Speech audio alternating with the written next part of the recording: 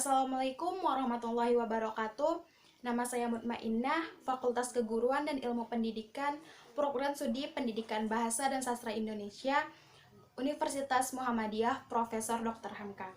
Baiklah, saya akan melakukan wawancara pengenalan lapangan persekolahan di SMA Negeri 1 Lambah Melintang, yang mana kegiatan pengenalan lapangan persekolahan ini bertujuan untuk melakukan pengenalan kepada mahasiswa baik dari aspek pembelajaran dan pengelolaan kependidikan, yaitu yang mencakup 6 poin, yaitu pertama yaitu kultur sekolah, yang kedua struktur organisasi sekolah, yang ketiga implementasi peraturan dan tata tertib sekolah, yang keempat identifikasi kegiatan-kegiatan seremonial yang ada di sekolah, dan yang kelima identifikasi kegiatan rutin yang ada di sekolah seperti kokurikuler dan ekstrakurikuler. Serta yang keenam itu ada implementasi pembiasaan praktek-praktek positif yang ada di sekolah.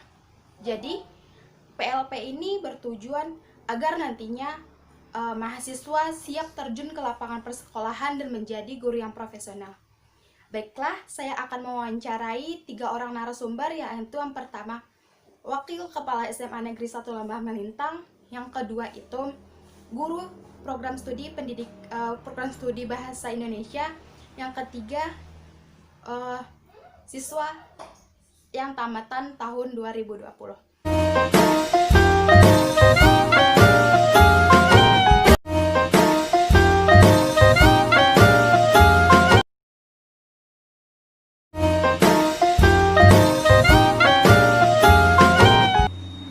Kebudayaan sekolah kita setiap Senin pagi kita melaksanakan upacara bendera. Kemudian ada pembiasaan yang kita lakukan. Misalkan kita menganjurkan siswa, terutama yang beragama Islam, Muslim, untuk melaksanakan sholat duha setiap pagi. Kemudian juga ada kegiatan-kegiatan lain yang berhubungan dalam melaksanakan perayaan-perayaan hari-hari besar, terutama yang bersifat keagamaan.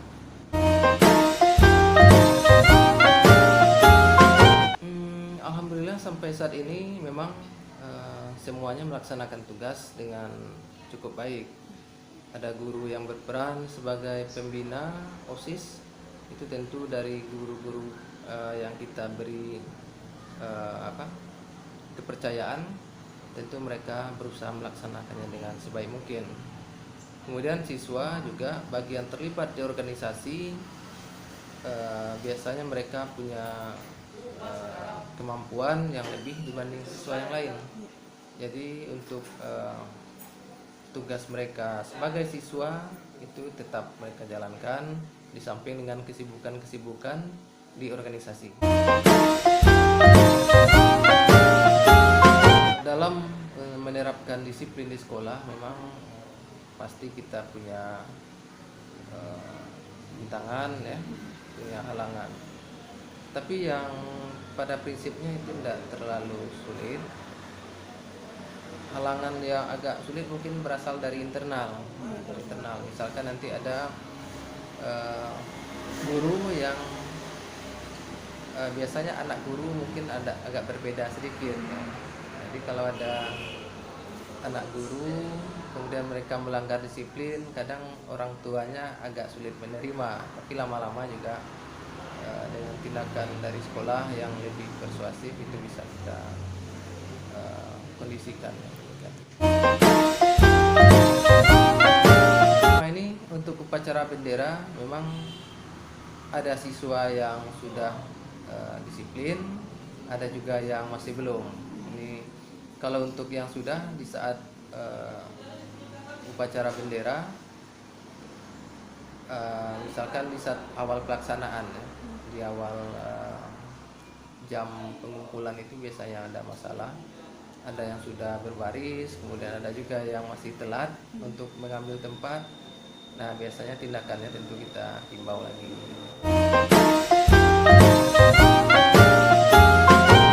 Kegiatan kokurikuler kita punya, ada bimbingan olimpiade, kemudian ada belajar tambahan pertama untuk kelas 12 persiapan ujian nasional. Kemudian kita juga punya kelas unggul, mereka juga ada jam tambahannya, pelajar sore. Kemudian untuk ekstrakurikuler kita punya OSIS, kemudian ada pramuka, PMR, dan juga PKS. Kita tidak mewajibkan, tapi kita cuman menghimbau agar siswa lebih aktif di kegiatan ekstrakurikuler. Kemudian kita punya ekstrakurikuler yang sifatnya wajib, itu tentu saja harus diikuti, yaitu ekstrakurikuler pendidikan Al-Quran. Jadi untuk kelas 10 bagi yang belum bisa baca tulis Al-Quran, itu kita wajibkan dulu. Mereka tidak boleh mengambil ekstrakurikuler yang lain, tidak boleh ikut sampai mereka menyelesaikan pendidikan Al-Quran. Hal positif untuk pembiasaan, misalkan kita punya kegiatan di bidang kerohanian. Jadi kita menganjurkan kepada siswa, terutama ini khusus buat yang muslim, mereka agar melaksanakan sholat duha di pagi hari. Jadi nanti setelah pergantian jam mereka boleh izin keluar secara bergantian melaksanakan sholat duha di masjid. Kemudian juga setiap hari Jumat, Jumat pagi kita laksanakan kultum, di mana nanti per kelas sebagai pelaksananya. Hari ini mungkin kelas 10, besok minggu depan kelas 11, 12.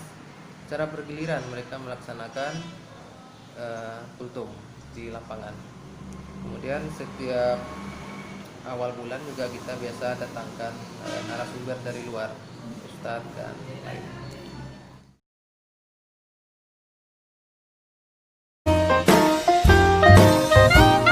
Kalau guru yang masuk ke kelas, rasa tidak jauh beda dengan sekolah lain di Sumatera Barat.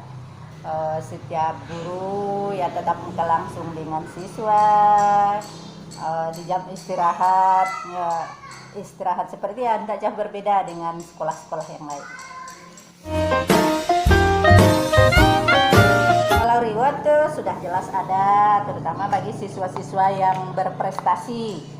Misalnya kalau di segi bahasa Indonesia ada beberapa siswa yang menonjol seperti di monolog itu sampai tingkat provinsi. Dari SMA 15 Melintang ini itu sudah masuk ke tingkat provinsi. Itu selain dari reward yang didapatnya di tingkat provinsi, dari sekolah biasanya ada juga reward berupa uang, piagam-piagam, termasuk juga reward kepada guru pembimbingnya.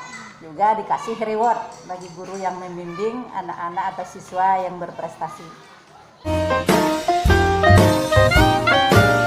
Di sekolah kita ini rapat itu sudah terjaga, yang jelas sekali sebulan itu sudah ada rapat paripurna namanya. Setiap selesai upacara bendera itu sudah langsung ada rapat paripurna setiap bulan. Kemudian yang rapat dinas biasanya juga setiap bulan juga selalu ada jadwal rapat dinas. Pelaksanaan ekstra itu ada, itu di luar jam PBM. Biasanya habis pulang sekolah ada yang di bidang ekstrakurikuler di bidang tulis menulis, ada di bidang puisi. Tapi sekarang karena situasi Covid, belum tidak dilaksanakan lagi. Mungkin nanti setelah normal kembali, diapakan kembali. Tiap guru dibilang tidak juga, cuma ada beberapa guru yang ditunjuk. Misalnya di bidang puisi, itu guru bahasa Indonesia. Di bidang olahraga nanti guru olahraga pula yang ditunjuk. Di bidang eksak tuh guru-guru eksak pula. Jadi tidak setiap guru, tapi ada beberapa orang guru yang ditunjuk khusus menjadi koordinatornya. Kalau terkait pelajaran bahasa Indonesia bagaimana? Kalau bahasa Indonesia karena lomba-lomba di bidang bahasa lumayan banyak juga, termasuk musikalisasi puisi, baca tulis puisi, menulis cerpen, itu setiap tahun selalu ada. Biasanya anak-anak memang dibimbing untuk itu, seperti yang katakan tadi lomba monolog setiap tahun selalu ada. Selalu ada bimbingan dari guru-guru, tapi karena sekarang situasi seperti ini, untuk sementara dihentikan dulu. Perkenalkan, nama saya Irhamna. Saya siswa SMA Negeri 1 Lembah Lintang, tamatan tahun 2020. Baik, langsung ke pertanyaan pertama. Budaya positif apa saja yang kamu rasakan yang ada di sekolah, dan apa pengaruh budaya positif itu terhadap diri kamu sebagai siswa? Budaya positif di sekolah saya cukup banyak, tetapi saya mengambil satu contoh, yaitu kultum Jumat pagi yang dilaksanakannya oleh seluruh siswa, dan pelaksananya terdiri atas kelas masing-masing, sehingga membangun kekompakan, keterampilan, dan bagi diri saya juga, saya merasakan adanya penambahan wawasan sebagai pengikut ataupun sebagai pembawa acara yang membawa kelas saya, sehingga kebiasaan itu atau kekompakan itu terbawa ke lingkungan hidup saya, ke lingkungan masyarakat, dan lingkungan rumah saya. Pertanyaan kedua, bagaimana pelaksanaan kegiatan upacara dan hari-hari besar yang ada di sekolah? Kegiatan upacara bendera di sekolah saya SMA Negeri 1 Lembah Melintang biasanya dilaksanakan secara teratur setiap hari Senin, kecuali ada halangan seperti hujan ataupun yang lainnya. Biasanya pelaksanaannya itu di awal bulan dilaksanakannya oleh anggota OSIS, paskibra sekolah, ataupun anak pramuka. Dan kalau biasanya untuk hari-hari Senin biasa, dilaksanakannya itu oleh anggota kelas masing-masing, sehingga untuk melatih kepercayaan diri juga untuk kita. Dan juga pelaksanaan hari-hari besar,